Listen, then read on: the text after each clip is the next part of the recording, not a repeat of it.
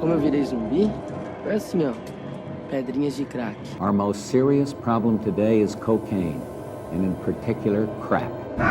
Total war against public enemy number one in the United States, the problem of dangerous drugs. Isso aqui é a pedra do crack. Pá, acendi. Isso aí não tem volta. É ilusão. Dá um isqueiro.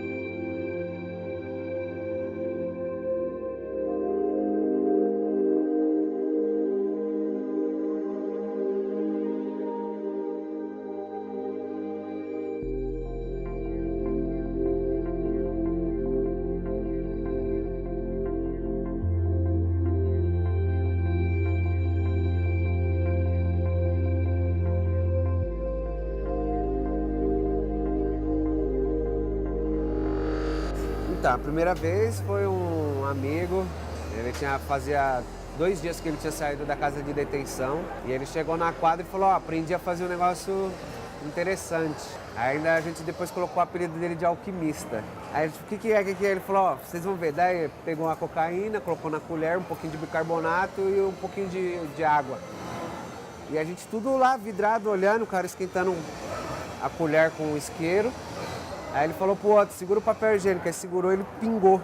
Formou um óleo, aí ele pingou. E aí foi instantâneo, assim, já formou um negócio embaixo. Ele falou, nossa, o que é isso? Ele falou, é casca. Aí a gente falou, nossa, mas como que faz isso? Ele falou, não, é assim, a gente vai furar a lata aqui. Aí foi surreal.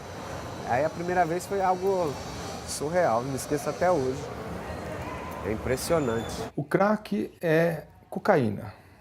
Nada mais, nada menos do que uma outra forma de apresentação da cocaína. Ele é apresentado em forma de cristais, então é a única forma de cocaína que pode ser fumada. Se apresenta como uma cocaína mais pura, mais forte, com maior impacto. Então as pessoas sentem o efeito em geral de 1 a 2 minutos, a pessoa já tem um efeito muito intenso, mas esse efeito em geral também ele termina entre 10 e 15 minutos. Trabalho aqui há 5 anos, já não nessa loja, na outra lá de cima, aqui faz 1 ano e 6 meses que eu tô nessa loja já. Sempre trabalhei na área de alimentação, desde quando usuário, sempre trabalhando. Sempre após o trabalho, aí desandava, saía do serviço já na intenção de passar na favela, pegar uma pedra e fumar. De cada 4 pessoas que consomem crack, apenas 1 fica dependente. Ou seja, a grande maioria dos usuários de crack não se torna dependente. Eu diria que é uma situação em que a pessoa está cutucando a onça com vara curta, né? Ou seja, eu não recomendaria que ninguém fizesse esse uso recreacional.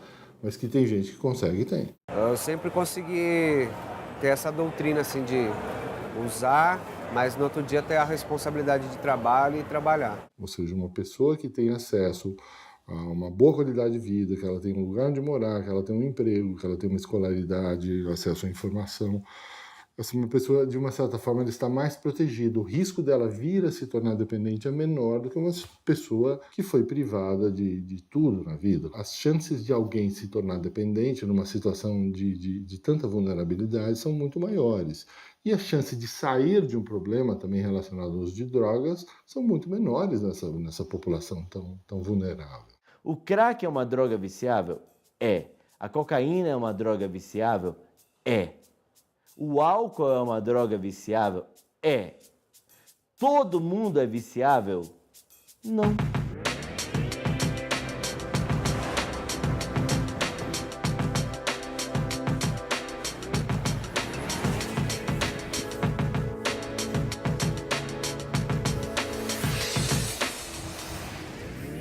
Eu acordo de manhã, dou banho nos meus filhos, arrumo meus filhos para ir para a escola, me arrumo, dou café para eles, levo meu filho para a escola, volto, vou para o serviço, faço minha varrição, almoço, vou para casa, de casa eu tomo um banho, arrumo a casa. A minha infância não foi muito boa, não. Eu vivia de abrigo em abrigo, jogada em casa de família. Minha mãe colocava eu em casa de família. Foi quando eu fui pro abrigo que eu conheci essas 3 drogas, crack, a farinha e a maconha. Quando eu completei 18 anos, eu saí do abrigo. Fui morar em albergue. Então, o meu dia a dia, fora de casa, longe da minha terra, procurando um caminho diferente, é basicamente esse. Um lar, um aconchego, um acolhimento mais avançado ao nível da sociedade. Eu posso cumprir as minhas necessidades e posso suprir as minhas necessidades também. Posso tomar banho, eu posso higienizar. A cabeça daqui, ó. Do jeito que eu saí, ela ficou hoje. Em cima? Tá de baixo, embaixo? Mesmo que seja de pessoas de diferentes situações ou de objetivos diferentes, aqui a gente convive na mesma situação. Bom, eu não era traficante. Eu fui presa por tráfico, mas quem era traficante era minha parceira. Tem uma denúncia e você tá ali no meio daquela pessoa que foi denunciada, você vai junto como um cúmplice. Quando vem as folhas, os BO na minha mão para me assinar, estava escrito tráfico de droga, como se eu fosse a traficante. Eu fumava, apesar que quando me pegaram com 5 pedras. Né?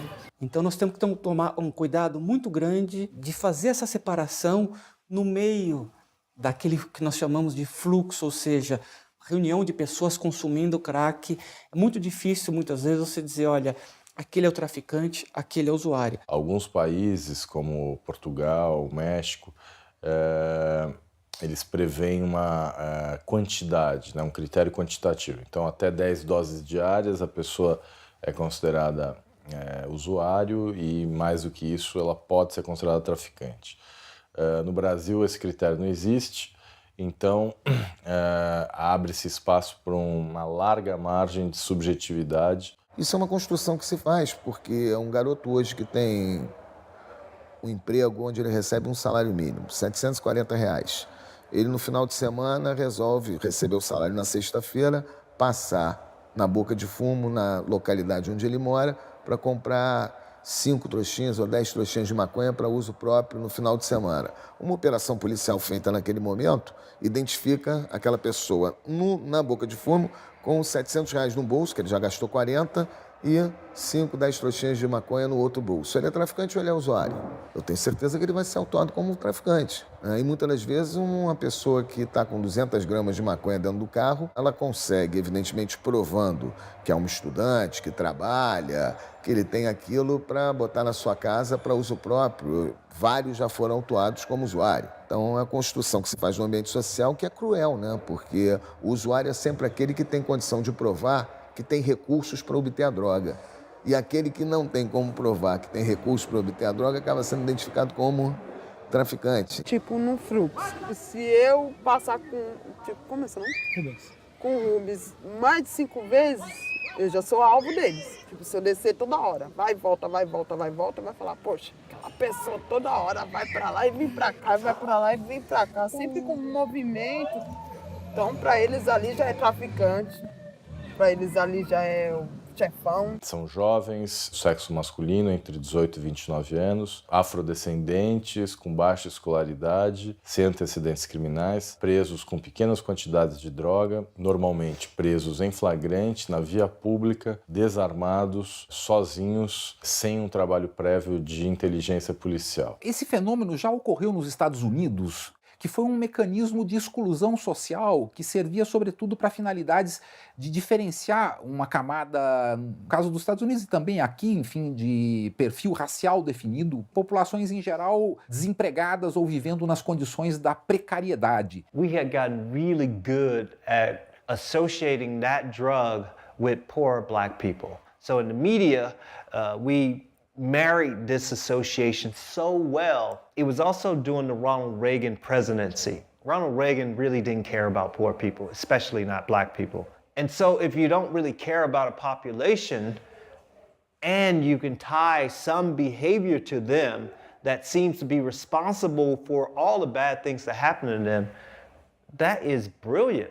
And that is what happened with crack cocaine. It was tied to minorities, mainly blacks, who weren't doing well.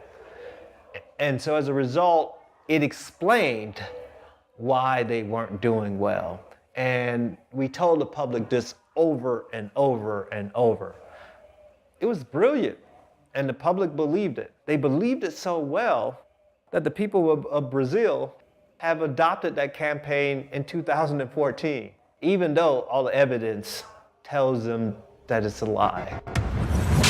We must wage what I have called total war against public enemy number one in the United States, the problem of dangerous drugs. Our most serious problem today is cocaine, and in particular, crack. Just say no. Hoje a guerra às drogas mata mais do que o consumo das drogas. E é um grande paradoxo, mas que pode ser desconstruído a partir da ideia de que nós não fazemos guerra às substâncias. Guerra se faz em relação a pessoas. A guerra às drogas não se baseou em um fundamento objetivo científico das substâncias que fossem mais perigosas, maléficas ou daninhas. Aliás, se fosse esse o critério, o álcool e o tabaco seriam as primeiras a que serem objeto, enfim, de algum tipo de interdição ou restrição, porque são efetivamente as mais problemáticas. O proibicionismo, na verdade, não proíbe nada, não impede que as pessoas tenham acesso. Simplesmente garante um monopólio de mercado para as organizações criminosas e, por ser absolutamente desregulado, por não haver nenhum tipo de fiscalização, por não haver nenhum tipo de parâmetro e por o lucro ser a única meta a ser perseguida por quem domina esse mercado, os mais vulneráveis, que são as crianças e os adolescentes, são os alvos preferenciais, né? E quem perde com isso é o pobre do dependente químico, que acaba recebendo, não só ele não recebe o tratamento que ele deveria receber, como ele ainda acaba sendo vítima de marginalização, de mais estigma e assim por diante.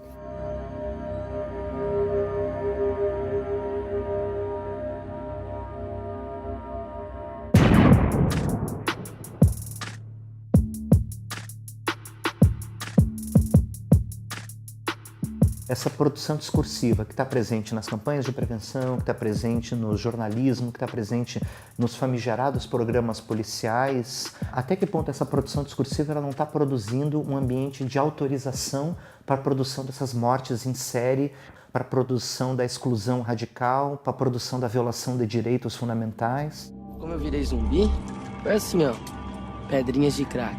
Você dizer que determinadas pessoas são zumbis significa que é porque elas estão para fora da humanidade, assim, elas não são pessoas. Então eu posso colocar água e fazer eles ficar embora, eu posso fazer a polícia chegar lá, eu posso fazer uma matéria que não vai se importar com a trajetória pessoal. Quem é usuário de droga, ela é olhada como um objeto, como se fosse um nada, você entendeu? Para as pessoas, o usuário de droga, ele é ladrão, ele é louco. A sociedade não olha para mim como assim um cidadão, a sociedade olha para mim como um vagabundo. Porque todos os dias o pessoal me vê sem fazer nada, então para eles eu sou um vagabundo. Se para eles eu sou um vagabundo, para mim eu sou um vagabundo. Liquidação é cajibrina, convulsão, toma diazepina, pedra. Na venta esfarela é cocaína, líquida ação é cajibrina, convulsão, toma diazepina, pedra. Na venta esfarela é cocaína.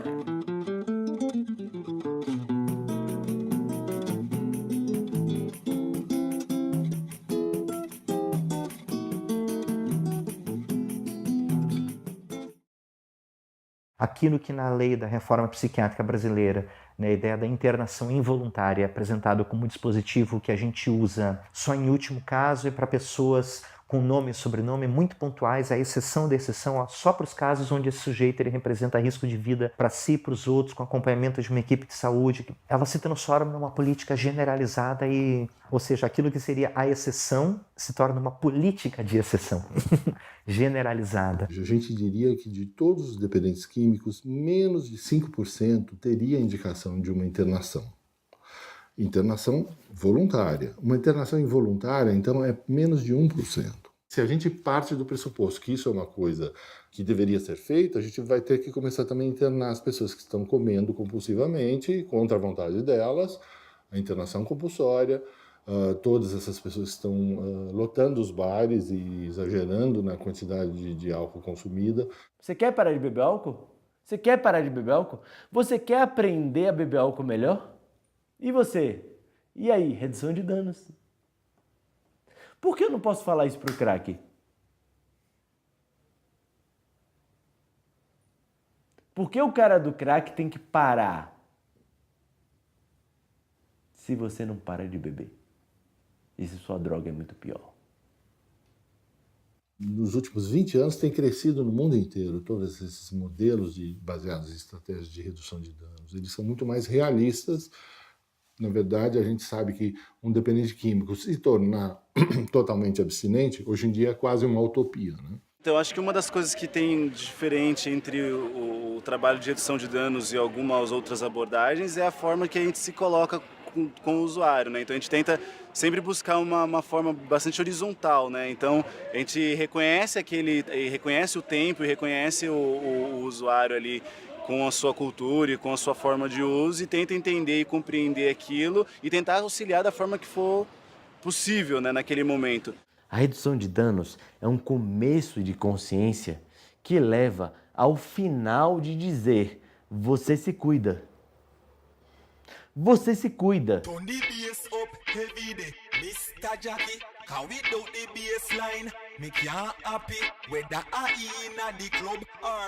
Aí eu vim pra São Paulo, aí eu comecei a morar na rua. Ganhei uma maloca. Maloca é o quê? Uma barraca que o pessoal monta pra dormir na rua.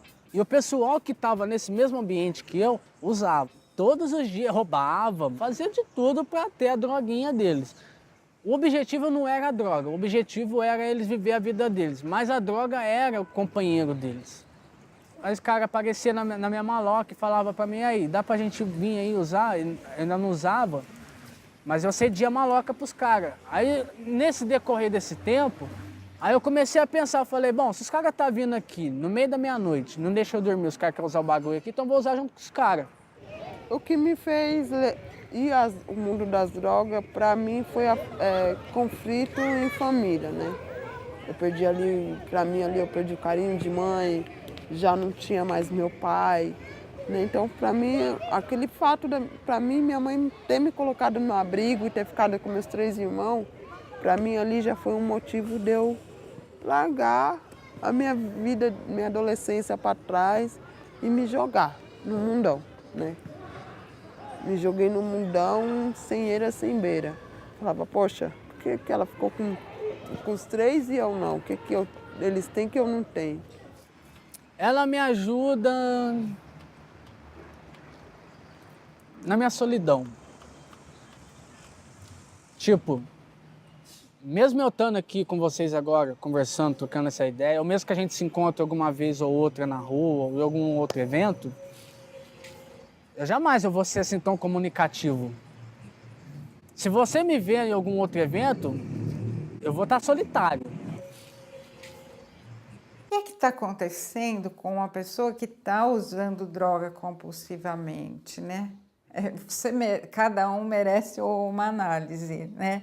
Então, é a questão da frustração, é a questão da dor, é a questão... Qual é a questão? Se a gente for pensar, o que é um uso problemático, né? O que é uma dependência? Dependência, acho que uma definição que eu gosto bastante é: a pessoa parou de usar aquilo pelas coisas boas que te trazem. Você passa a usar, porque se você não usar, você vai ter um problema. Quem sai de casa sem o celular e tem a sua rotina afetada, tem um problema com isso, quando esqueceu o celular em casa de manhã, essa pessoa tem um uso problemático. E eu quero ver hoje quem se esquece o celular em casa, não tem um problema com isso. A gente está falando de uma sociedade de dependentes. A questão é qual é a sua dependência.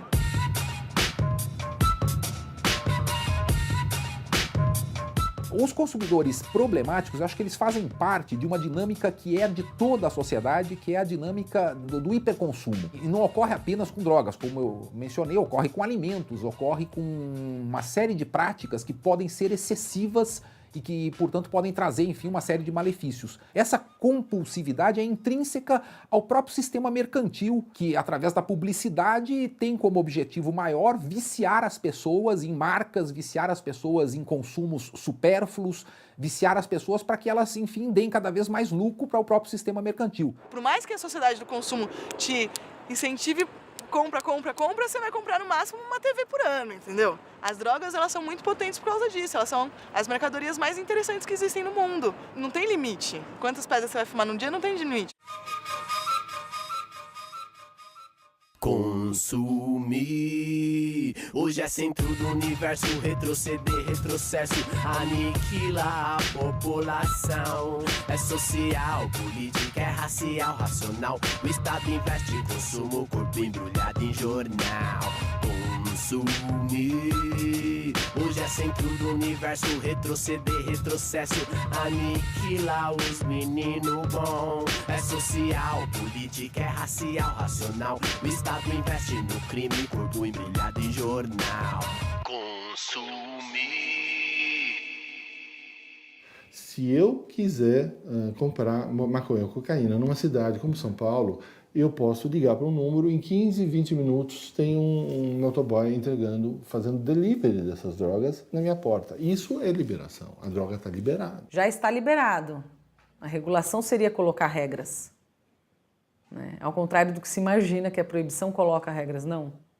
A proibição faz a coisa acontecer conforme a lei do mais forte. Se a sociedade evidentemente quer acabar com o tráfico, nós podemos legalizar as drogas. Né? E a prova de que a violência é produto da proibição e não das drogas é que não existe pessoas armadas tomando conta de choperia. Regulamentada, essa guerra acaba. Então, é necessário também que se veja a legalização como um marco de redução da violência. Então, não dá para você falar só que droga faz mal. Né? A droga pode trazer prazer. Né? Agora, nisso eu incluo também álcool, café, outras drogas. Né? Whether my kids are using drugs, that's not the most important thing. The most important thing is that if they're not handling their responsibility to achieve that ultimate goal, promoting social justice. That means they have to get a college education, learn how to write very well, do a number of things. As long as they are doing those things that I expect them to do to achieve the goal of promotion of social justice, they don't have a problem with me. And that's the major focus of my education in my house.